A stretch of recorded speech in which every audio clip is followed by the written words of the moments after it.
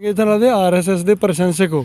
RSS ਦੇ ਜਿਹੜੇ ਕੁਝ ਸਵੈਮ ਸੇਵੀ ਨੇ ਉਹ ਅੱਗੇ ਇਸ ਨੂੰ ਬੜਾਵਾ ਦੇਣ ਦੀ ਕੋਸ਼ਿਸ਼ ਕਰ ਰਹੇ ਨੇ। ਕਹਿੰਦੇ ਕੁਦਰਤੀ ਖੇਤੀ ਕਰਾਉਣੀ, ਬਾਬੇ ਨਾਨਕ ਦੀ ਖੇਤੀ ਦਾ ਨਾਮ ਦਿੱਤਾ ਜਾਂਦਾ ਹੈ। ਸਰਕਾਰ ਆਪਣੀ ਆ, ਆਰਐਸਐਸ ਦੀ ਆਪਣੀ ਸਰਕਾਰ ਹੈ। ਬਾਜ਼ਾਰਾਂ ਦੇ ਵਿੱਚ ਧੜੱਲੇ ਨਾਲ ਉਸ ਤੋਂ ਦੁੱਗਣੀ ਮਿਕਦਾਰ 'ਚ ਦਵਾਈਆਂ ਫਿਰ ਵਿਕਣ ਲੱਗ ਗਈਆਂ ਨੇ। ਇੱਕ ਪਾਸੇ ਅਸੀਂ ਗਊ ਪੂਜਾ ਦੀ ਗੱਲ ਕਰ ਰਹੇ ਹਾਂ, ਬੜੀਆਂ ਵੱਡਿਆਂ ਦੀ, ਆਪਣੇ ਵਡੇਰਿਆਂ ਦੀ, ਉਹਨਾਂ ਦੀ ਉਦਾਹਰਨਾਂ ਦੇ ਕੇ ਅਸੀਂ ਖੇਤੀ ਕਰਾਉਣ ਦੀ ਕੋਸ਼ਿਸ਼ ਕਰ ਰਹੇ ਹਾਂ। ਬਾਜ਼ਾਰ 'ਚ ਜ਼ਹਿਰ ਜਿਹੜਾ ਤਿੱਗਣਾ ਦੇ ਰਹੇ ਹਾਂ। ਜਿਹੜੇ ਲੋਕ ਨੇ ਹੱਡੀਆਂ ਦੇ ਜਿਹੜੇ ਰੋਗੀ ਨੇ ਉਹਨਾਂ ਦੀ ਗਿਣਤੀ ਤੋਂ ਹੀ ਬਾਹਰ ਹੁੰਦਾ ਜਾ ਰਿਹਾ ਕੰਮ। ਲੋਕ ਇਹ ਹਾਲਤ ਹੋ ਗਈ ਹੈ, ਕਈਆਂ ਦੇ ਲੋਕਾਂ ਦੀਆਂ ਮੰਜੇ 'ਤੇ ਪੈਣ ਦੀਆਂ ਹੱਡੀਆਂ ਟੁੱਟਣ ਲੱਗ ਗਈਆਂ ਨੇ। ਜਦੋਂ ਵੱਡੀ ਜੰਗ ਖਤਮ ਹੋਈ 1945 ਦੇ ਵਿੱਚ, ਤੇ ਬਹੁਤ ਸਾਰੀਆਂ ਕੰਪਨੀਆਂ ਸੀ, ਜਿਵੇਂ ਕ੍ਰੁਪ ਕਾਰਪੋਰੇਸ਼ਨ ਸੀ, ਜਿਵੇਂ ਬਾਇਰ ਸੀ, ਹੋਰ ਵੀ ਬਹੁਤ ਸਾਰੀਆਂ ਕੰਪਨੀਆਂ ਇਹ ਹਥਿਆਰ ਬਣਾਉਂਦੀਆਂ ਸੀ। ਇਹਨਾਂ ਦੇ ਸਾਰੇ ਕਾਰੋਬਾਰ, ਈਵਨ ਫੋਰਡ ਨੇ ਬੜੇ ਹਥਿਆਰ ਬਣਾਏ ਤੇ ਇਹ ਹਥਿਆਰ ਬਣਾਉਂਦੀਆਂ ਸੀ। ਬੜੇ ਤਕੜੇ ਕਾਰੋਬਾਰ ਸੀ।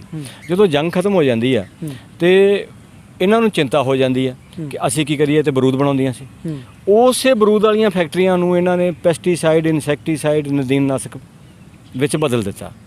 ਫਿਰ ਉਹ ਜਦੋਂ ਇਹ ਗਏ ਕਿਸਾਨਾਂ ਕੋਲ ਕਿ ਸਾਡੇ ਤੁਸੀਂ ਇਹ ਜ਼ਹਿਰ ਲੈ ਲਓ, ਤੁਹਾਡੇ ਨਦੀਨ ਨਹੀਂ ਹੋਣਗੇ, ਤੁਹਾਡੀਆਂ ਜਿਹੜੀਆਂ ਫਸਲਾਂ ਨੇ ਵਧੀਆ ਉੱਗਣਗੀਆਂ। ਫਿਰ ਉਹ ਕੈਮੀਕਲ ਫਰਟੀਲਾਈਜ਼ਰ ਬਣਾਏ ਇਹਨਾਂ ਨੇ, ਯੂਰੀਆ ਬਣਾਇਆ, ਡਾਇਆ ਬਣਾਇਆ। ਕਿਸਾਨਾਂ ਨੇ ਇਹਨਾਂ ਨੂੰ ਮੂੰਹ ਨਹੀਂ ਲਾਇਆ, ਦੁਨੀਆ 'ਤੇ ਕਿਧਰੇ ਵੀ ਮੂੰਹ ਨਹੀਂ ਲਾਇਆ। ਫਿਰ ਇਹਨਾਂ ਨੇ ਕੀ ਕੀਤਾ ਕਿ ਇੱਕ ਕਾਟਲ ਪੈਦਾ ਹੋਇਆ ਜ਼ਖੀਰੇਬਾਜ਼ਾਂ ਦਾ ਕੀਤਾ ਗਿਆ। ਜਦੋਂ ਕਿਸੇ ਵੀ ਮੁਲਕ ਦੇ ਵਿੱਚ ਮਾੜੀ ਜੀ ਬਾਰਿਸ਼ ਘੱਟ ਹੁੰਦੀ ਸੀ, ਇਹ ਉਸ ਮੁਲਕ ਦਾ ਸਾਰਾ ਅਨਾਜ ਦੱਬ ਲੈਂਦੇ ਸੀ।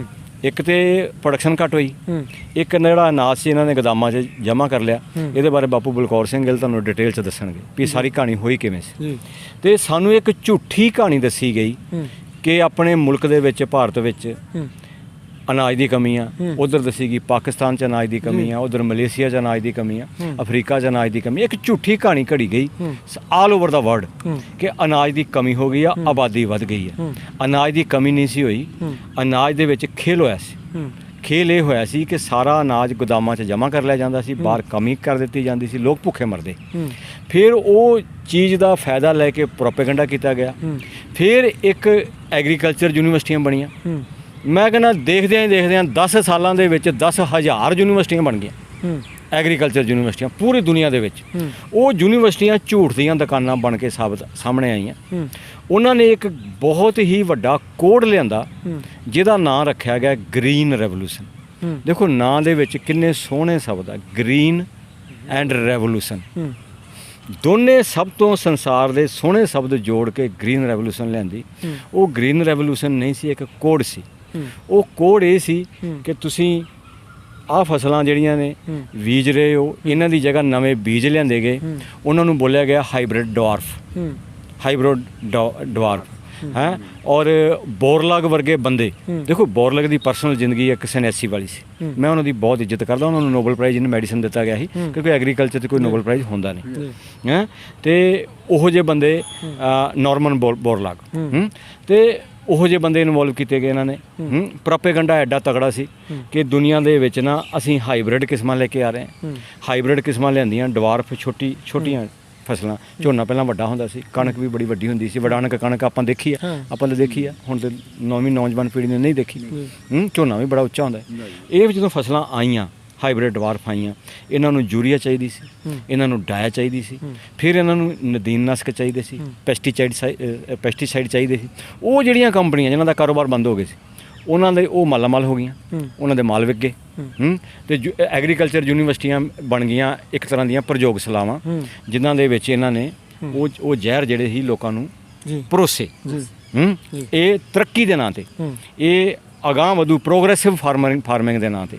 ਫਿਰ ਕਿ ਜਦੋਂ ਉਹ ਫਸਲਾਂ ਆ ਗਈਆਂ, ਹੁਣ ਉਹਨਾਂ ਦਾ DNA ਤੇ ਨਹੀਂ ਬਦਲ ਸਕੇ, ਪਰ ਉਹਨਾਂ ਦੀ ਹਾਈਬ੍ਰਿਡ ਕਰਕੇ ਨਾ, ਦੇਖੋ ਹਾਈਬ੍ਰਿਡ ਕੀ ਹੁੰਦਾ ਕਿ ਜਿੱਦਾਂ ਇੱਕ ਮੰਨ ਲਓ ਘੁੰਗਰਾਲੇ ਵਾਲਾਂ ਵਾਲਾ ਲੜਕਾ ਸਿੱਧੇ ਵਾਲਾਂ ਵਾਲੀ ਲੜਕੀ ਨਾਲ ਸ਼ਾਦੀ ਕਰ ਲੈਂਦਾ, ਤੇ ਜਿਹੜੀ ਔਲਾਦ ਆ ਉਹਦੇ ਘੁੰਗਰਾਲੇ ਵਾਲਾਂ ਵਾਲੇ ਹੋਣ ਦੇ ਚਾਂਸਸ ਜ਼ਿਆਦਾ ਨੇ। ਇੱਕ ਨੀਲੀਆਂ ਅੱਖਾਂ ਵਾਲਾ ਲੜਕਾ ਇੱਕ ਬਰਾਊਨ ਅੱਖਾਂ ਵਾਲੀ ਲੜਕੀ ਨਾਲ ਸ਼ਾਦੀ ਕਰ ਲੈਂਦਾ, ਤੇ ਔਲਾਦ ਦੀਆਂ ਬਰਾਊਨ ਅੱਖਾਂ ਹੋਣ ਦੇ 75% ਚਾਂਸ ਹੁੰਦੇ ਆ, 25% ਦੂਜੇ।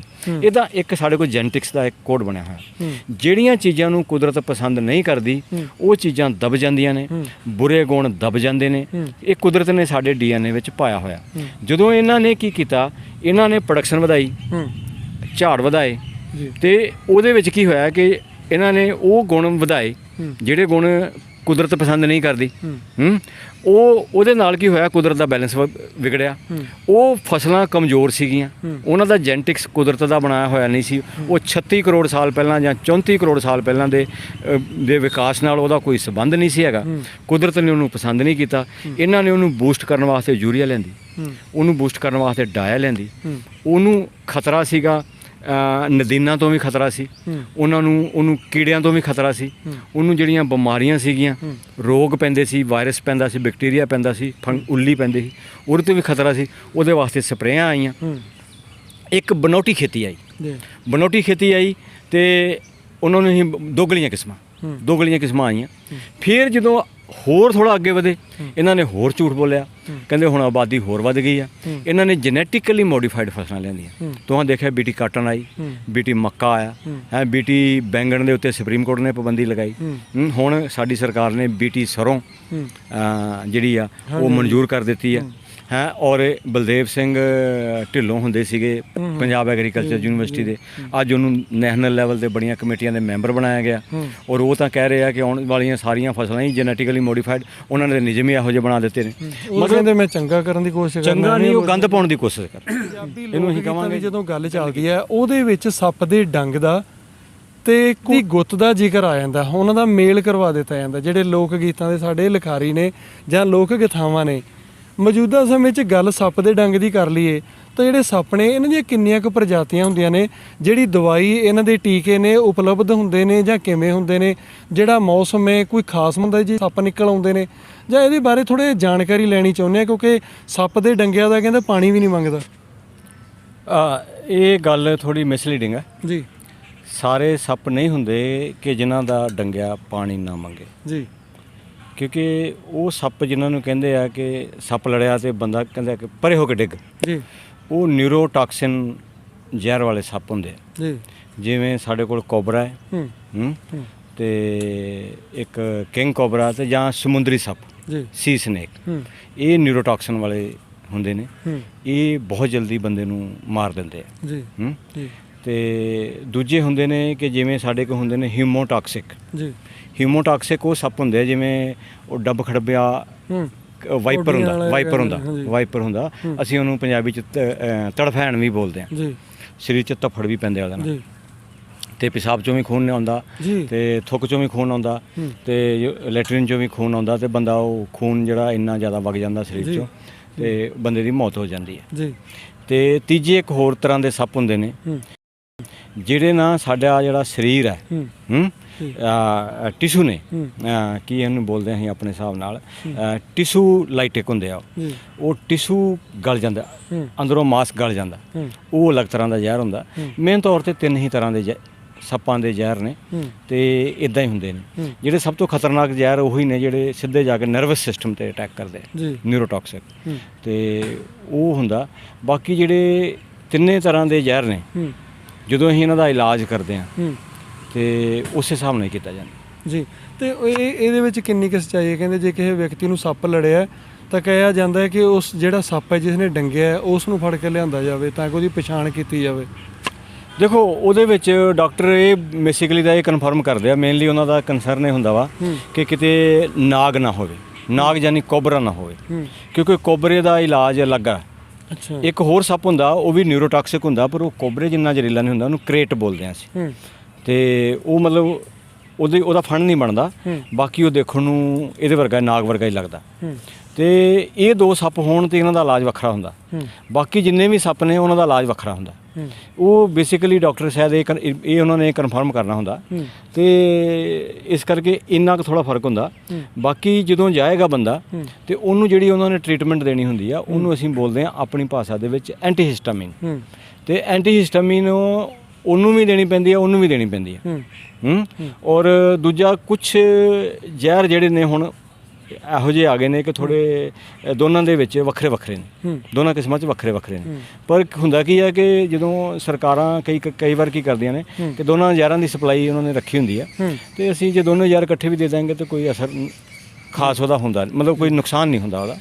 ਤੇ ਬਾਕੀ ਅਗਰ ਨਹੀਂ ਵੀ ਸੱਪ ਲੈ ਕੇ ਜਾ ਰਹੇ ਤੁਸੀਂ ਤਾਂ ਡਾਕਟਰ ਇਹ ਕਹੇ ਕਿ ਤੁਸੀਂ ਸੱਪ ਲੈ ਕੇ ਆਓਗੇ ਤਾਂ ਮੈਂ ਫੇਰ ਹੀ ਤਾਂ ਇਲਾਜ ਕਰਾਂਗਾ, ਉਹ ਗਲਤ ਹੈ ਜੀ ਉਹ ਗਲਤ ਆ। ਸੱਪ ਚਲੋ ਮਿਲ ਗਿਆ, ਹੁਣ ਡਾਕਟਰ ਨੇ ਕਨਫਰਮ ਕਰ ਲਿਆ, ਹੁਣ ਸੱਪ ਦਾ ਡੰਗ ਮਾਰ ਕੇ ਭੱਜ ਲਿਆ ਜੀ ਤੇ ਤੁਸੀਂ ਹੁਣ ਜਾਂ ਤੇ ਸੱਪ ਨੂੰ ਫੜ ਲਓ ਤੇ ਜਾਂ ਬੰਦਾ ਹਸਪੀਟਲ ਲੈ ਜਾਓ। ਜੀ ਉਸ ਸਮੇਂ ਤੇ ਬੰਦਾ ਹਸਪੀਟਲ ਲੈ ਕੇ ਜਾਣਾ ਪ੍ਰਾਇਰਟੀ ਹੁੰਦੀ ਸੋਚਦਾ ਨਹੀਂ ਕੁਝ। ਹਾਂ ਤੇ ਉਹੀ ਜ਼ਿਆਦਾ ਹੈ ਕਿ ਬਾਕੀ ਇਹਦੇ ਨਾਲ ਕੋਈ ਬਹੁਤਾ ਫਰਕ ਨਹੀਂ ਪੈਂਦਾ। ਜੀ ਅਗਰ ਤੁਹਾਨੂੰ ਸੱਪ ਦੀ ਕਿਸਮ ਦਾ ਨਹੀਂ ਵੀ ਪਤਾ ਚੱਲਿਆ ਤੇ ਡਾਕਟਰਾਂ ਕੋਲ ਉਹ ਉਪਾਅ ਹੁੰਦੇ ਨੇ। ਜੀ ਜੀ ਤੇ ਡਾਕਟਰ ਸਾਹਿਬ ਇੱਕ ਖੇਤਾਂ ਦੀ ਗੱਲ ਕੀਤੀ ਜਾਵੇ, ਖੇਤਾਂ ਦੇ ਵਿੱਚ ਜ਼ਹਿਰਾਂ ਦਾ ਇਸਤੇਮਾਲ ਕੀਤਾ ਜਾਂਦਾ ਹੈ।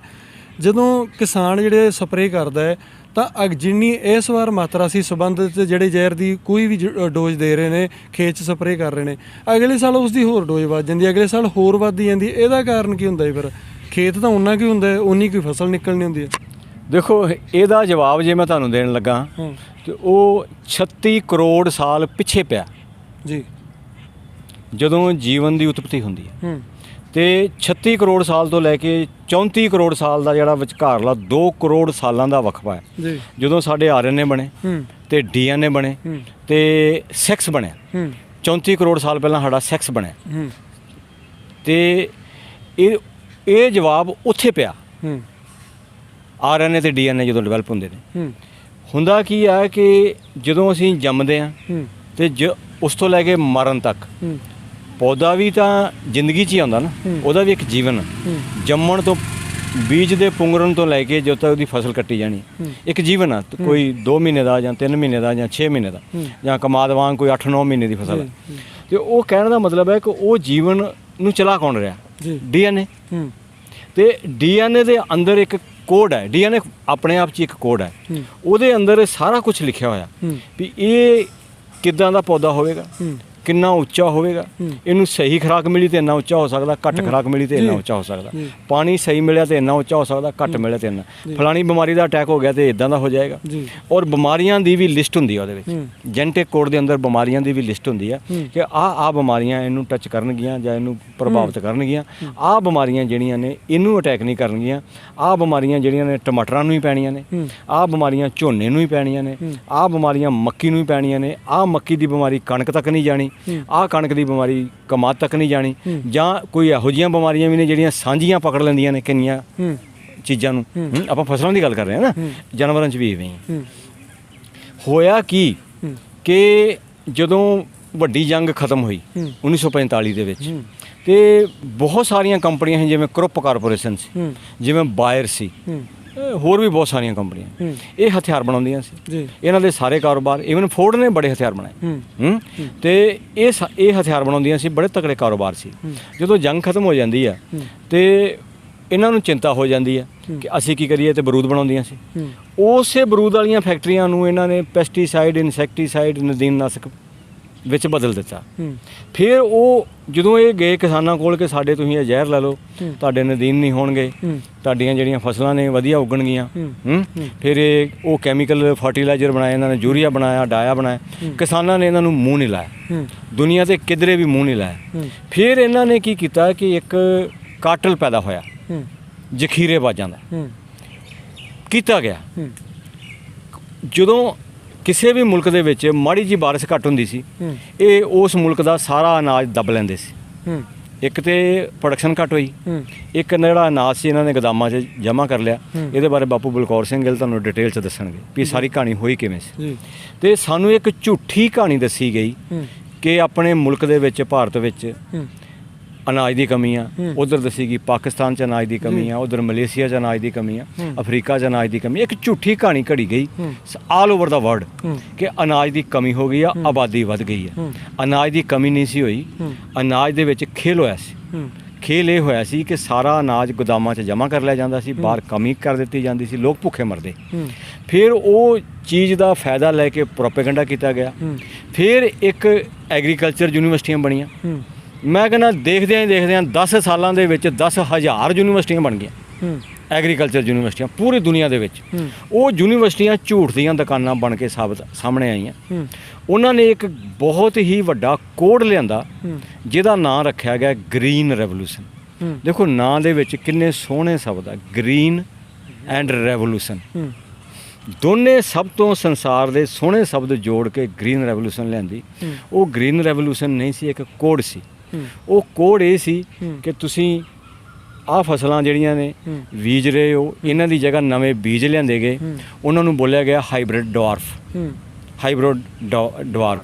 ਹੈ। ਔਰ ਬੋਰਲਾਗ ਵਰਗੇ ਬੰਦੇ, ਦੇਖੋ ਬੋਰਲਾਗ ਦੀ ਪਰਸਨਲ ਜ਼ਿੰਦਗੀ ਇੱਕ ਸਨੈਸੀ ਵਾਲੀ ਸੀ, ਮੈਂ ਉਹਨਾਂ ਦੀ ਬਹੁਤ ਇੱਜ਼ਤ ਕਰਦਾ, ਉਹਨਾਂ ਨੂੰ ਨੋਬਲ ਪ੍ਰਾਈਜ਼ ਇਨ ਮੈਡੀਸਨ ਦਿੱਤਾ ਗਿਆ ਸੀ, ਕਿਉਂਕਿ ਐਗਰੀਕਲਚਰ 'ਤੇ ਕੋਈ ਨੋਬਲ ਪ੍ਰਾਈਜ਼ ਹੁੰਦਾ ਨਹੀਂ ਹੈ। ਅਤੇ ਉਹੋ ਜਿਹੇ ਬੰਦੇ ਨਾਰਮਨ ਬੋਰਲਾਗ ਅਤੇ ਉਹੋ ਜਿਹੇ ਬੰਦੇ ਇਨਵੋਲਵ ਕੀਤੇ ਗਏ ਇਹਨਾਂ ਨੇ।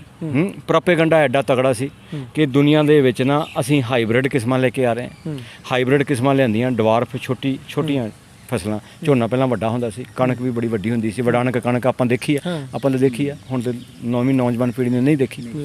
ਝੋਨਾ ਵੀ ਬੜਾ ਉੱਚਾ ਹੁੰਦਾ। ਇਹ ਜਦੋਂ ਫਸਲਾਂ ਆਈਆਂ ਹਾਈਬ੍ਰਿਡ ਡਵਾਰਫ ਆਈਆਂ, ਇਹਨਾਂ ਨੂੰ ਯੂਰੀਆ ਚਾਹੀਦੀ ਸੀ, ਇਹਨਾਂ ਨੂੰ ਡਾਇਆ ਚਾਹੀਦੀ ਸੀ, ਫਿਰ ਇਹਨਾਂ ਨੂੰ ਨਦੀਨਨਾਸ਼ਕ ਚਾਹੀਦੇ ਸੀ, ਪੈਸਟੀਸਾਈਡ ਚਾਹੀਦੇ ਸੀ। ਉਹ ਜਿਹੜੀਆਂ ਕੰਪਨੀਆਂ ਜਿਨ੍ਹਾਂ ਦਾ ਕਾਰੋਬਾਰ ਬੰਦ ਹੋ ਗਏ ਸੀ, ਉਹਨਾਂ ਦੇ ਉਹ ਮਾਲਾਮਾਲ ਹੋ ਗਈਆਂ, ਉਹਨਾਂ ਦੇ ਮਾਲ ਵਿਕ ਗਏ ਅਤੇ ਐਗਰੀਕਲਚਰ ਯੂਨੀਵਰਸਿਟੀਆਂ ਬਣ ਗਈਆਂ ਇੱਕ ਤਰ੍ਹਾਂ ਦੀਆਂ ਪ੍ਰਯੋਗਸ਼ਾਲਾਵਾਂ, ਜਿਨ੍ਹਾਂ ਦੇ ਵਿੱਚ ਇਹਨਾਂ ਨੇ ਉਹ ਜ਼ਹਿਰ ਜਿਹੜੇ ਸੀ ਲੋਕਾਂ ਨੂੰ ਪਰੋਸੇ।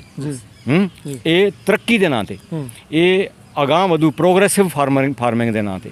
ਫਿਰ ਕਿ ਜਦੋਂ ਉਹ ਫਸਲਾਂ ਆ ਗਈਆਂ, ਹੁਣ ਉਹਨਾਂ ਦਾ DNA ਤਾਂ ਨਹੀਂ ਬਦਲ ਸਕੇ, ਪਰ ਉਹਨਾਂ ਦੀ ਹਾਈਬ੍ਰਿਡ ਕਰਕੇ ਨਾ, ਦੇਖੋ ਹਾਈਬ੍ਰਿਡ ਕੀ ਹੁੰਦਾ ਕਿ ਜਿੱਦਾਂ ਇੱਕ ਮੰਨ ਲਓ ਘੁੰਗਰਾਲੇ ਵਾਲਾ ਲੜਕਾ ਸਿੱਧੇ ਵਾਲਾਂ ਵਾਲੀ ਲੜਕੀ ਨਾਲ ਸ਼ਾਦੀ ਕਰ ਲੈਂਦਾ, ਅਤੇ ਜਿਹੜੀ ਔਲਾਦ ਆ ਉਹਦੇ ਘੁੰਗਰਾਲੇ ਵਾਲਾਂ ਵਾਲੇ ਹੋਣ ਦੇ ਚਾਂਸਸ ਜ਼ਿਆਦਾ ਨੇ।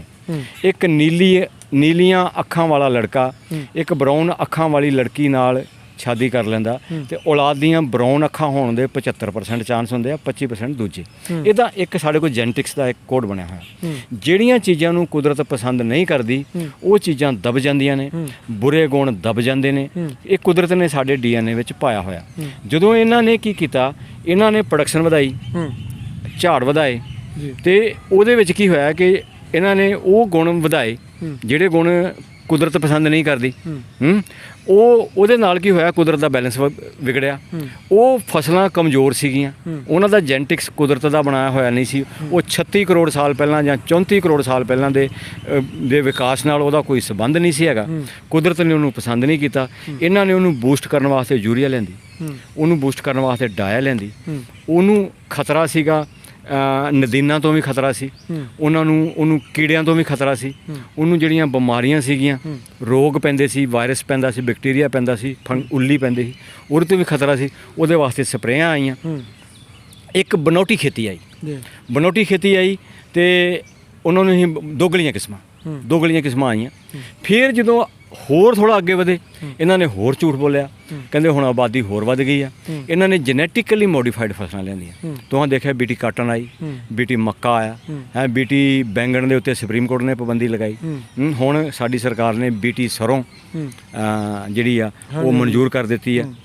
ਔਰ ਬਲਦੇਵ ਸਿੰਘ ਢਿੱਲੋਂ ਹੁੰਦੇ ਸੀਗੇ ਪੰਜਾਬ ਐਗਰੀਕਲਚਰ ਯੂਨੀਵਰਸਿਟੀ ਦੇ, ਅੱਜ ਉਹਨੂੰ ਨੈਸ਼ਨਲ ਲੈਵਲ 'ਤੇ ਬੜੀਆਂ ਕਮੇਟੀਆਂ ਦੇ ਮੈਂਬਰ ਬਣਾਇਆ ਗਿਆ। ਔਰ ਉਹ ਤਾਂ ਕਹਿ ਰਹੇ ਆ ਕਿ ਆਉਣ ਵਾਲੀਆਂ ਸਾਰੀਆਂ ਫਸਲਾਂ ਹੀ ਜੈਨੇਟਿਕਲੀ ਮੋਡੀਫਾਈਡ, ਉਹਨਾਂ ਨੇ ਨਿਯਮ ਹੀ ਇਹੋ ਜਿਹੇ ਬਣਾ ਦਿੱਤੇ ਨੇ। ਮਤਲਬ ਮੈਂ ਚੰਗਾ ਕਰਨ ਦੀ ਕੋਸ਼ਿਸ਼ ਚੰਗਾ ਨਹੀਂ, ਉਹ ਗੰਦ ਪਾਉਣ ਦੀ ਕੋਸ਼ਿਸ਼ ਕਰ, ਇਹਨੂੰ ਅਸੀਂ ਕਹਾਂਗੇ ਗੰਦਗੀ ਫੈਲਾਉਣਾ। ਤੁਸੀਂ ਕੁਦਰਤ ਦੇ DNA ਨਾਲ ਖਿਲਵਾੜ ਕਰ ਰਹੇ ਹੋ। ਜੈਨੇਟਿਕਲੀ ਮੋਡੀਫਾਈਡ ਫਸਲਾਂ ਦੇ DNA ਬਦਲ ਦਿੱਤੇ। ਦੋਗਲੀਆਂ ਫਸਲਾਂ 'ਚ DNA ਨਹੀਂ ਸੀ ਬਦਲੇ ਗਏ, ਤਾਂ ਵੀ ਨੁਕਸਾਨ ਹੋਏ, ਅਤੇ ਹੁਣ ਤਾਂ DNA ਬਦਲੇ ਜਾ ਰਹੇ। ਹੁਣ ਇਸ ਤੋਂ ਅੱਗੇ ਪਸ਼ੂਆਂ ਦੇ ਵਿੱਚ ਕੀ ਆਇਆ, ਐਸੀਆਂ ਟੈਕਨੀਕਾਂ ਆ ਗਈਆਂ ਨੇ। ਸਾਡੀ ਸਰਕਾਰ ਆ, ਸਿਰਫ ਕੋਈ ਦੁਨੀਆ ਦੀ ਕੋਈ ਸਰਕਾਰ ਨਹੀਂ। ਸਾਡੇ ਗਊਆਂ ਦਾ DNA ਬਦਲਿਆ ਜਾ ਰਿਹਾ, ਮੱਝਾਂ ਦਾ DNA ਬਦਲਿਆ ਜਾ ਰਿਹਾ, ਔਰ ਗਊਆਂ ਦੇ DNA ਬਦਲਣ ਦੇ ਨਾਲ ਉਹਨਾਂ ਦੀ ਨਸਲ ਦਾ ਸੱਤਿਆਨਾਸ਼ ਕੀਤਾ ਜਾ ਰਿਹਾ। DNA ਬਦਲ ਗਿਆ, ਨਸਲ ਬਦਲ ਗਈ। ਸਰ ਨਹੀਂ, ਸਵਾਲ ਇਹ ਵੀ ਹੈ ਨਾਲ ਥੋੜ੍ਹਾ ਜਿਹਾ ਸੰਖੇਪ 'ਚ ਇਹ ਦੱਸੋ ਵੀ ਜਿਹੜੀ ਦਵਾਈ ਦੀ ਮਾਤਰਾ ਹਰ ਸਾਲ ਉਹਦਾ ਵਧਣ ਦਾ ਅੱਗੇ ਕਾਰਨ ਕੀ ਹੁੰਦਾ, ਕਿ ਇੱਕ ਸਰਲ ਭਾਸ਼ਾ 'ਚ ਦੱਸੋ, ਕਿਉਂਕਿ ਕਿਸਾਨ ਸਮਝ ਸਕੇ ਇਸ ਗੱਲ ਨੂੰ। ਮੈਂ ਬਿਲਕੁਲ ਉਹਦੀ ਹੀ ਭੂਮਿਕਾ ਬਣ ਰਿਹਾ ਸੀ। ਭੂਮਿਕਾ ਇਹ ਬਣ ਰਿਹਾ ਸੀ ਵੀ ਜਦੋਂ ਉਹ ਜਿਹੜੀਆਂ ਨਵੀਆਂ ਫਸਲਾਂ ਆ ਗਈਆਂ ਜਿਨ੍ਹਾਂ ਦਾ DNA ਬਦਲ ਚੁੱਕਾ ਹੈ, ਜਦੋਂ DNA ਬਦਲ ਚੁੱਕਾ ਹੈ ਅਤੇ ਉਹਦੇ ਵਿੱਚ ਕੀ ਹੈ ਕਿ ਹੁਣ ਉਹ ਅਸੀਂ ਲੈਂਦੀਆਂ, ਉਹਦੇ ਵਿੱਚ ਅਸੀਂ ਸਪਰੇਅ ਕੀਤੀ, ਕਿਸੇ ਜ਼ਹਿਰ ਦੀ ਸਪਰੇਅ ਕੀਤੀ, ਆਈਸੋਪ੍ਰੋਟੋਰਾਨ ਦੀ ਕੀਤੀ ਜਾਂ ਕਿਸੇ ਹੋਰ ਦੀ ਕੀਤੀ, ਅਤੇ ਉਹਦੇ ਵਿੱਚ ਕੀ ਹੋਇਆ ਕਿ ਜਦੋਂ ਜਿੰਨੀ ਫਸਲ ਦੀ ਸਪਰੇਅ ਅਸੀਂ ਇਸ ਵਾਰ ਕਰ ਰਹੇ ਹਾਂ, ਅਤੇ ਉਹ ਜਿਹੜੀ ਚੀਜ਼ ਨੂੰ ਅਸੀਂ ਰੋਕਣਾ, ਜਿਵੇਂ ਨਦੀਨ ਨੂੰ ਉੱਗਣ ਤੋਂ ਰੋਕਿਆ, ਅਗਲੇ ਸਾਲ ਕੁਦਰਤ ਨੇ ਉਹ ਨਦੀਨ ਨੂੰ ਹੋਰ ਮਜ਼ਬੂਤ ਕਰ ਦੇਣਾ, ਕਿਉਂਕਿ ਉਹਦਾ DNA ਤਾਂ ਓਰੀਜਨਲ ਹੈ ਜੀ। ਤੁਹਾਡੀ ਫਸਲ ਦਾ ਬਨਾਵਟੀ ਹੈ, ਤੁਹਾਡੀ ਫਸਲ ਦਾ ਤੇ ਤੁਸੀਂ ਬਣਾਵਟੀ ਡੀਐਨਏ ਵਾਲੇ ਨੇ ਤੇ ਉਹਦਾ ਮੁਕਾਬਲਾ ਹੀ ਨਹੀਂ ਕਰਨਾ। ਦੂਜੀ ਵਾਰ ਉਹਨੇ ਹੀ ਸਪਰੇਅ ਜਦੋਂ ਤੁਸੀਂ ਕਰੋਗੇ, ਕਿਉਂਕਿ ਉਹ ਨਦੀਨ ਹੋਰ ਮਜ਼ਬੂਤ ਹੋ ਚੁੱਕਾ, ਉਹਨੇ ਉਨੀ ਫਸਲ ਨਾਲ ਉਨੀ ਸਪਰੇਅ ਨਾਲ ਮੰਨਣਾ ਨਹੀਂ, ਉਹਦੇ ਵਾਸਤੇ ਤੁਹਾਨੂੰ ਵਧਾਉਣੀ ਪੈਣੀ ਹੈ। ਇਵੇਂ ਹੀ ਕੋਈ ਬਿਮਾਰੀ ਹੈ, ਜਿਵੇਂ ਕਿ ਕਾਂਗਿਆਰੀ ਪੈ ਗਈ, ਭੁਰੜ ਜਿਹਨੂੰ ਕਹਿੰਦੇ ਆ, ਭੁਰੜ ਪੈ ਗਿਆ, ਝੋਨੇ ਨੂੰ ਭੁਰੜ ਪੈ ਜਾਂਦਾ ਨਾ, ਤੇ ਕਣਕਾਂ ਨੂੰ ਕਾਂਗਿਆਰੀ ਪੈ ਗਈ। ਹੁਣ ਅਸੀਂ ਸਪਰੇਅ ਕੀਤੀ, ਕਾਂਗਿਆਰੀ ਰੋਕ ਲਈ। ਹੁਣ ਅਗਲੇ ਸਾਲ ਉਹ ਜਿਹੜੀ ਕਾਂਗਿਆਰੀ ਜਿਹੜੀ ਫੰਗਸ ਨੇ ਪਾਉਣੀ ਸੀ, ਉਹ ਫੰਗਸ ਹੋਰ ਮਜ਼ਬੂਤ ਹੋ ਗਈ। ਉਹ ਫੰਗਸ ਹੋਰ ਮਜ਼ਬੂਤ ਹੋ ਗਈ ਤੇ ਉਹ ਪਰ ਦਵਾਈ ਤੇ ਉਹੀ ਹੈ, ਉਹ ਦਵਾਈ ਉੱਤੇ ਅਸਰ ਨਹੀਂ ਕਰੇਗੀ। ਇਵੇਂ ਹੀ ਕੋਈ ਕੀੜਾ ਹੈ, ਜਿਵੇਂ ਬੀਟੀ ਕਾਟਨ ਆਈ, ਕਹਿੰਦੇ ਕਿ ਬੀਟੀ ਕਾਟਨ ਨੂੰ ਸੁੰਡੀ ਨਹੀਂ ਪੈਂਦੀ, ਅਮਰੀਕਨ ਸੁੰਡੀ ਦਾ ਨਾਂ ਹੋਰ ਆਇਆ ਸੀ। ਪਾਕਿਸਤਾਨ ਦੇ ਵਿੱਚ ਵੀ ਬੜਾ ਜ਼ੋਰ ਲੱਗਿਆ, ਕਿਉਂਕਿ ਮੈਂ ਜਿੱਥੇ ਰਹਿਣਾ ਉੱਥੇ ਪਾਕਿਸਤਾਨੀ ਟੈਲੀਵਿਜ਼ਨ ਦੇ ਉੱਤੇ ਅਸੀਂ ਖਬਰਾਂ ਸੁਣਦੇ ਹੁੰਦੇ ਸੀ, ਤੇ ਉੱਥੇ ਵੀ ਉਹੀ ਦਵਾਈਆਂ ਜਿਹੜੀਆਂ ਸਾਡੇ ਯੂਜ਼ ਹੋ ਰਹੀਆਂ ਸੀ, ਉੱਧਰ ਵੀ ਉਹੀ ਯੂਜ਼ ਹੋ ਰਹੀਆਂ। ਤੇ ਕਹਿਣ ਦਾ ਮਤਲਬ ਕਿ ਬੀਟੀ ਕਾਟਨ ਆਉਂਦੀ ਹੈ, ਕਹਿੰਦੇ ਅਮਰੀਕਨ ਸੁੰਡੀ ਹਮਲਾ ਨਹੀਂ ਕਰਦੀ। ਅੱਜ ਉਹੀ ਬੀਟੀ ਕਾਟਨ ਦੇ ਉੱਤੇ ਅਮਰੀਕਨ ਸੁੰਡੀ ਵੱਧ ਹਮਲਾ ਕਰਦੀ ਹੈ। ਇਸ ਕਰਕੇ ਅਸੀਂ ਇੱਕ ਇਹੋ ਜਿਹੀ ਜਗ੍ਹਾ ਤੇ ਜਾ ਕੇ ਫਸ ਗਏ ਹਾਂ ਕਿ ਜਿੱਥੇ ਸਾਨੂੰ ਜ਼ਹਿਰਾਂ ਦੀ ਮਾਤਰਾ ਹਰ ਸਾਲ ਵਧਾਉਣੀ ਪੈ ਰਹੀ ਹੈ, ਫਸਲਾਂ ਦੇ ਝਾੜ ਨਾ ਤੇ ਵੱਧ ਰਹੇ ਨੇ, ਨਦੀਨਾਂ ਦਾ ਹਮਲਾ ਵੱਧਦਾ ਜਾ ਰਿਹਾ। ਅਸੀਂ ਹੌਲੀ ਕੀ ਕਰਾਂਗੇ ਕਿ ਅਸੀਂ ਐਸੀ ਜਗ੍ਹਾ ਤੇ ਪਹੁੰਚ ਜਾਵਾਂਗੇ ਜਿੱਥੇ ਅਸੀਂ ਅਨਾਜ ਨਹੀਂ ਉਪਜਾਵਾਂਗੇ, ਅਸੀਂ ਜ਼ਹਿਰ ਹੀ ਉਪਜਾਵਾਂਗੇ। ਹੁਣ ਤੁਸੀਂ ਦੇਖਿਆ ਕਿ ਮਾਲਵੇ ਦੇ ਵਿੱਚ ਇੱਕ ਬੈਲਟ ਬਣ ਗਈ ਆ, ਜਿਹਨੂੰ ਕਹਿੰਦੇ ਕੈਂਸਰ ਬੈਲਟ ਬੋਲਦੇ ਆ। ਇੱਕ ਟ੍ਰੇਨ ਚੱਲਦੀ ਆ, ਜਿਹੜੀ ਟ੍ਰੇਨ ਦਾ ਨਾਂ ਤਾਂ ਕੋਈ ਟੈਕਨੀਕਲੀ ਤਾਂ ਕੋਈ ਹੋਰ ਹੈ, ਪਰ ਲੋਕਾਂ ਨੇ ਨਾਂ ਰੱਖਤਾ ਉਹਦਾ ਕੈਂਸਰ ਟ੍ਰੇਨ, ਜਿਹੜੀ ਅਹਿਮਦਾਬਾਦ ਤੱਕ ਜਾਂਦੀ ਹੈ। ਤੇ ਉਹ ਕਹਿਣ ਦਾ ਮਤਲਬ ਇਹ ਹੈਗਾ ਕਿ ਇਹੋ ਜਿਹੇ ਹਾਲਾਤਾਂ 'ਚ ਅਸੀਂ ਫਸ ਗਏ ਹਾਂ, ਕਿਉਂਕਿ ਇਹ ਨਵੀਆਂ ਖੋਜਾਂ ਹੋਈਆਂ ਨੇ। 6 ਦਸੰਬਰ 2019 ਨੂੰ ਹਾਵਰਡ ਯੂਨੀਵਰਸਿਟੀ ਦਾ ਪ੍ਰੋਫੈਸਰ ਡੇਵਿਡ ਫਾਗਨੀ ਦਾ ਇੱਕ ਲੇਖ ਮਤਲਬ ਰਿਸਰਚ ਆਰਟੀਕਲ ਆਇਆ, ਬਹੁਤ ਲੰਬੀ ਸੰਘਰਸ਼, ਕਿਉਂਕਿ ਹਾਵਰਡ ਯੂਨੀਵਰਸਿਟੀ ਤੋਂ ਵੱਡਾ ਕੋਈ ਨਹੀਂ ਹੈਗਾ। ਉਹਨੇ ਇਹ ਦੱਸਿਆ ਕਿ ਜਦੋਂ ਡੀਐਨਏ ਮਾੜਾ ਜਿਹਾ ਵੀ ਬਦਲਦਾ ਹੈ ਤੇ ਸਾਨੂੰ ਕੈਂਸਰ ਹੋਣ ਦੇ ਚਾਂਸਸ ਬਹੁਤ ਵੱਧ ਜਾਂਦੇ ਨੇ। ਹੁਣ ਜਿਹੜੀ ਇਹ ਪੂਰੀ ਮਾਲਵਾ ਬੈਲਟ ਹੈ, ਇਹਦੇ ਵਿੱਚ ਇੰਨੇ ਜ਼ਹਿਰ ਆ ਗਏ ਨੇ। ਜਦੋਂ ਅਸੀਂ ਜ਼ਹਿਰਾਂ ਵਾਲਾ ਅਨਾਜ ਖਾਂਦੇ ਹਾਂ, ਮੱਕਾ ਖਾਂਦੇ ਹਾਂ, ਹੁਣ ਇਹ ਤੇ ਜਿਵੇਂ ਕਹਿੰਦੇ ਕਿ ਕਾਟਨ ਨੂੰ ਕਿਹੜਾ ਕਹਿੰਦੇ ਅਸੀਂ ਖਾਂਦੇ ਹਾਂ, ਕਾਟਨ ਨੂੰ ਤਾਂ ਨਹੀਂ ਖਾਂਦੇ, ਪਰ ਕਾਟਨ ਦੀ ਜਿਹੜੀ ਉਹ ਤੇਲ ਆ ਉਹ ਤਾਂ ਅਸੀਂ ਖਾਂਦੇ ਹਾਂ ਨਾ, ਜਿਹੜੀ ਉਹਦੀ ਖਲ ਬਣਦੀ ਆ ਸਾਡੇ ਪਸ਼ੂ ਖਾਂਦੇ ਨੇ, ਔਰ ਪਸ਼ੂਆਂ ਤੋਂ ਸਾਡੇ ਤੱਕ ਆਉਂਦੀ ਆ। ਇਸ ਕਰਕੇ ਕੀ ਹੋ ਰਿਹਾ ਕਿ ਉਹ ਜ਼ਹਿਰਾਂ ਦੇ ਨਾਲ ਡੀਐਨਏ ਬਦਲ ਰਹੇ ਨੇ, ਕੈਂਸਰ ਆ ਰਹੀ ਆ, ਸਾਨੂੰ 36 ਤਰ੍ਹਾਂ ਦੀਆਂ ਬਿਮਾਰੀਆਂ ਆ ਰਹੀਆਂ ਨੇ, ਸਾਡੇ ਲਿਵਰ ਜਾ ਰਹੇ ਨੇ, ਕਿਡਨੀ ਜਾ ਰਹੇ ਨੇ, ਹਾਰਟ ਜਾ ਰਹੇ ਨੇ, ਬ੍ਰੇਨ ਤੇ ਅਸਰ ਪੈ ਰਿਹਾ। ਇਸ ਕਰਕੇ ਸਾਨੂੰ ਇਸ ਚੱਕਰ ਚੋਂ ਬਾਹਰ ਨਿਕਲਣਾ ਚਾਹੀਦਾ। ਸਾਨੂੰ ਹੌਲੀ ਨੈਚੁਰਲ ਖੇਤੀ ਤੇ ਵਾਪਸ ਜਾਣਾ ਪਏਗਾ, ਔਰ ਉਹਦੇ ਵਾਸਤੇ ਵੀ 30 40 50 ਸਾਲ ਲੱਗਣੇ ਨੇ, ਕਿਉਂਕਿ 50 60 ਸਾਲਾਂ ਦਾ ਪਾਇਆ ਹੋਇਆ ਗੰਦ ਹੈ, ਇਹ 2-4 ਸਾਲਾਂ 'ਚ ਨਹੀਂ ਸੋਤਿਆ ਜਾ ਸਕਦਾ। ਇਹਦੇ ਵਾਸਤੇ 40-50 ਸਾਲ ਹੋਰ ਲੱਗਣੇ ਨੇ। ਤੇ ਬਾਕੀ ਜਿਹੜੀ ਮੈਂ ਤੁਹਾਨੂੰ ਅਨਾਜ ਦੀ ਕਮੀ ਦੱਸ ਰਿਹਾ ਸੀ, ਉਹਦੇ ਬਾਰੇ ਤੇ ਪੂਰਾ ਜਵਾਬ ਬਾਪੂ ਬਲਕੌਰ ਸਿੰਘ ਜੀ ਦੇ। ਇੱਕ ਤੁਸੀਂ ਪਿਛਲੀ ਇੰਟਰਵਿਊ ਦੇ ਦੌਰਾਨ ਨਾ ਤੁਸੀਂ ਲੱਗਦਾ ਜਿਵੇਂ ਥੋੜਾ ਤੁਹਾਡੇ ਸ਼ਬਦਾਂ ਤੋਂ ਮਾਫੀ ਚਾਹਾਂਗੇ, ਇੱਦਾਂ ਲੱਗਦਾ ਆਰਐਸਐਸ ਦੇ ਪ੍ਰਸ਼ੰਸਕ ਹੋ। ਆਰਐਸਐਸ ਦੇ ਜਿਹੜੇ ਕੁਝ ਸਵੈਮ ਸੇਵੀ ਨੇ ਉਹ ਅੱਗੇ ਇਸ ਨੂੰ ਬੜਾਵਾ ਦੇਣ ਦੀ ਕੋਸ਼ਿਸ਼ ਕਰ ਰਹੇ ਨੇ, ਕਹਿੰਦੇ ਕੁਦਰਤੀ ਖੇਤੀ ਕਰਾਉਣੀ, ਬਾਬੇ ਨਾਨਕ ਦੀ ਖੇਤੀ ਦਾ ਨਾਮ ਦਿੱਤਾ ਜਾਂਦਾ ਹੈ, ਸਰਕਾਰ ਆਪਣੀ ਆ, ਆਰਐਸਐਸ ਦੀ ਆਪਣੀ ਸਰਕਾਰ ਹੈ।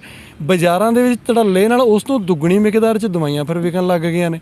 ਇੱਕ ਪਾਸੇ ਅਸੀਂ ਗਊ ਪੂਜਾ ਦੀ ਗੱਲ ਕਰ ਰਹੇ ਹਾਂ, ਬੜੀਆਂ ਵੱਡਿਆਂ ਦੀ, ਆਪਣੇ ਵਡੇਰਿਆਂ ਦੀ, ਉਹਨਾਂ ਦੀ ਉਦਾਹਰਨਾਂ ਦੇ ਕੇ ਅਸੀਂ ਖੇਤੀ ਕਰਾਉਣ ਦੀ ਕੋਸ਼ਿਸ਼ ਕਰ ਰਹੇ ਹਾਂ। ਬਾਜ਼ਾਰ 'ਚ ਜ਼ਹਿਰ ਜਿਹੜਾ ਤਿੱਗਣਾ ਦੇ ਰਹੇ ਹਾਂ, ਜਿਹੜੇ ਲੋਕ ਨੇ ਹੱਡੀਆਂ ਦੇ ਜਿਹੜੇ ਰੋਗੀ ਨੇ ਉਹਨਾਂ ਦੀ ਗਿਣਤੀ ਤੋਂ ਹੀ ਬਾਹਰ ਹੁੰਦਾ ਜਾ ਰਿਹਾ ਕੰਮ। ਲੋਕ ਇਹ ਹਾਲਤ ਹੋ ਗਈ ਹੈ, ਕਈਆਂ ਦੇ ਲੋਕਾਂ ਦੀਆਂ ਮੰਜੇ 'ਤੇ ਪੈਣ ਦੀਆਂ ਹੱਡੀਆਂ ਟੁੱਟਣ ਲੱਗ ਗਈਆਂ ਨੇ। ਦੇਖੋ, ਨਾ ਕਾਹੂ ਸੇ ਦੋਸਤੀ ਨਾ ਕਾਹੂ ਸੇ ਬੈਰ ਜੀ। ਮੈਂ ਆਰਐਸਐਸ ਨਾਲ ਜੁੜਿਆ ਰਿਹਾ, ਇਹ 'ਚ ਕੋਈ ਸ਼ੱਕ ਨਹੀਂ ਹੈਗਾ, ਔਰ ਉਹਦੇ ਵਿੱਚ ਉਹ ਰਾਸ਼ਟਰਵਾਦ ਦੀ ਗੱਲ ਕਰਦੇ ਨੇ। ਹੁਣ ਉਹਨਾਂ ਦਾ ਰਾਸ਼ਟਰਵਾਦ ਕੀ ਹੈ, ਮੈਨੂੰ ਉਹਦੇ ਨਾਲੋਂ ਜ਼ਿਆਦਾ ਆਪਣੇ ਰਾਸ਼ਟਰਵਾਦ ਦੀ ਚਿੰਤਾ ਹੈ। ਮੈਂ ਇਹ ਚਾਹੁੰਦਾ ਕਿ ਰਾਸ਼ਟਰਵਾਦ ਦਾ ਮਤਲਬ ਹੈ ਕਿ ਅਸੀਂ ਆਪਣੇ ਰਾਸ਼ਟਰ ਦੀ ਚਿੰਤਾ ਕਰੀਏ, ਕਿਉਂਕਿ ਉਹਨਾਂ ਦੇ ਨਾਮ ਦੇ ਵਿੱਚ ਹੀ ਸ਼ਬਦ ਰਾਸ਼ਟਰੀ ਹੈ। ਕਿਉਂਕਿ ਗਊ ਦੀ ਪੂਜਾ ਕਰਨੀ ਤੇ ਗਊ ਦੀ ਨਸਲ ਬਰਬਾਦ ਕਰਨੀ ਦੋ ਵੱਖ-ਵੱਖ ਗੱਲਾਂ ਨੇ। ਹੁਣ ਜਦੋਂ ਗਊ ਦੀ ਨਸਲ ਬਰਬਾਦ ਕਰ ਦਿੱਤੀ ਸੀ, ਉਹਦਾ ਡੀਐਨਏ ਬਦਲ ਗਿਆ।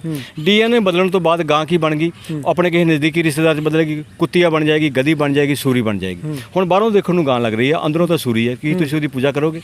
ਹੁਣ ਤੁਸੀਂ ਗਾਂ ਜਿਹੜੀ ਬਾਹਰੋਂ ਦੇਖਣ ਨੂੰ ਤਾਂ ਗਊ ਆ, ਅੰਦਰੋਂ ਤਾਂ ਉਹ ਹੈਗੀ ਆ ਗਧੀ ਜਾਂ ਬਾਂਦਰੀ। ਤੁਸੀਂ ਬਾਂਦਰੀ ਦਾ ਦੁੱਧ ਪੀਓਗੇ, ਆਪਣੇ ਬੱਚਿਆਂ ਨੂੰ ਪਿਲਾਓਗੇ? ਨਹੀਂ ਪਿਲਾਓਗੇ ਨਾ। ਮੈਂ ਇਸ ਕਰਕੇ ਕਹਿਣਾ ਕਿ ਰਾਸ਼ਟਰੀ ਸਵੈਮ ਸੇਵਕ ਸੰਘ ਦੇ ਨਾਲ ਜੋ ਮੇਰਾ ਸੰਬੰਧ ਰਿਹਾ ਜਾਂ ਜੋ ਵੀ ਰਿਹਾ, ਕਹਿਣ ਦਾ ਮਤਲਬ ਕਿ ਮੈਂ ਜ਼ਰੂਰੀ ਨਹੀਂ ਹੈ ਕਿ ਮੈਂ ਕੋਈ ਕੱਟੜਤਾ ਦਾ ਹਮਾਇਤੀ ਨਹੀਂ ਹੈਗਾ ਹੈ। ਔਰ ਮੈਂ ਕਹਿੰਦਾ ਕਿ ਜੇ ਰਾਸ਼ਟਰਵਾਦੀ ਵਿਚਾਰਧਾਰਾ ਹੈਗੀ ਆ ਆਰਐਸਐਸ ਦੀ, ਤੇ ਰਾਸ਼ਟਰਵਾਦ ਇਹ ਕਹਿੰਦਾ ਕਿ ਅਸੀਂ ਗਊ ਦਾ ਵੀ ਸੰਰਕਸ਼ਣ ਕਰੀਏ। ਬਾਕੀ ਜਿਹੜੀ ਜ਼ਹਿਰਾਂ ਦੀ ਖੇਤੀ ਆ ਰਹੀ ਹੈ, ਕਿਉਂਕਿ ਰਾਸ਼ਟਰ ਸਭ ਦਾ ਹੈ, ਰਾਸ਼ਟਰ ਇਕੱਲੇ ਆਰਐਸਐਸ ਦਾ ਨਹੀਂ ਹੈਗਾ। ਤੇ ਕੱਲ੍ਹ ਨੂੰ ਲੋਕੀ ਤੇ ਇਹ ਵੀ ਸਵਾਲ ਕਰ ਦੇਣਗੇ ਤੁਹਾਡੇ ਨਾਂ ਦੇ ਵਿੱਚ ਰਾਸ਼ਟਰੀ ਸ਼ਬਦ ਆ, ਜੇ ਤੁਸੀਂ ਰਾਸ਼ਟਰ ਦੇ ਹੱਕ 'ਚ ਨਹੀਂ ਬੋਲਣਾ ਤੇ ਰਾਸ਼ਟਰੀ ਸ਼ਬਦ ਵੀ ਹਟਾ ਦਿਓ। ਤੇ ਉਹ ਕਹਿਣ ਦਾ ਮਤਲਬ ਹੈ ਕਿ ਉਸ ਨੌਬਤ ਆਉਣ ਤੋਂ ਪਹਿਲਾਂ ਜਿਹੜੀ ਗਾਂ ਦੀ ਨਸਲ ਬਰਬਾਦ ਕੀਤੀ ਜਾ ਰਹੀ ਹੈ ਸਾਡੀ ਸਰਕਾਰ ਦੁਆਰਾ, ਉਹਦਾ DNA ਬਦਲਿਆ ਜਾ ਰਿਹਾ, ਉਹ ਪ੍ਰੋਜੈਕਟ ਬੰਦ ਕਰਵਾਇਆ ਜਾਏ ਹੈ। ਤੇ ਦੂਜਾ, ਜਿਹੜੀ ਇਹ ਜ਼ਹਿਰਾਂ ਦੀ ਖੇਤੀ ਦਿਨੋਂ ਦਿਨ ਵੱਧਦੀ ਜਾ ਰਹੀ ਆ, ਇਹਦੇ ਉੱਤੇ ਲਗਾਮ ਲਗਾਈ ਜਾਵੇ, ਨੈਚੁਰਲ ਖੇਤੀ ਵੱਲ ਆਇਆ ਜਾਏ। ਜੀ ਜੀ। ਸੋ ਡਾਕਟਰ BS ਔਲਖ ਜਿਸ ਤਰ੍ਹਾਂ ਦੱਸ ਰਹੇ ਸਨ ਕਿ ਜਿਹੜੀ ਕੁਦਰਤੀ ਖੇਤੀ ਹੈ ਉਸ ਦੇ ਵੱਲ ਇਮਾਨਦਾਰ ਨਾਲ ਮੁੜਿਆ ਜਾਵੇ, ਸਾਡੇ ਕੰਮ 'ਚ ਇਮਾਨਦਾਰੀ ਹੋਣੀ ਚਾਹੀਦੀ, ਤਾਂ ਹੀ ਅਸੀਂ ਸੱਚੇ ਰਾਸ਼ਟਰਵਾਦੀ ਅਖਵਾਉਣ ਦੇ ਹੱਕਦਾਰ ਹਾਂਗੇ।